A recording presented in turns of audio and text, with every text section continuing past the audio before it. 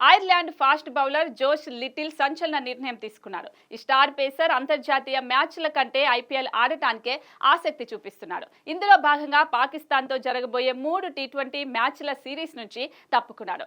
June 1 నుంచి T20 world cup జరగనుంది. West Indies, America ఈ మెగా టోర్నీకి సంయుక్తంగా ఆతిథ్యమిస్తున్నాయి. ఈ పొట్టి సమరానికి ఐర్లాండ్ తమ 15 మందితో కూడిన ప్రాబబుల్స్ ను ప్రకటించింది.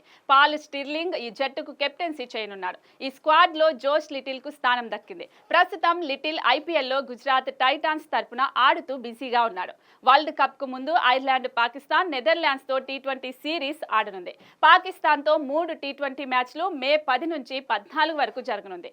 ఈ సిరీస్ తర్వాత మే 19 నుంచి 24 వరకు నెదర్లాండ్స్ తో సిరీస్ ఆడాల్సి ఉంది. ఈ 2 సిరీస్లకు లిటిల్ దూరంగా ఉండాలని నిర్ణయించుకున్నాడు.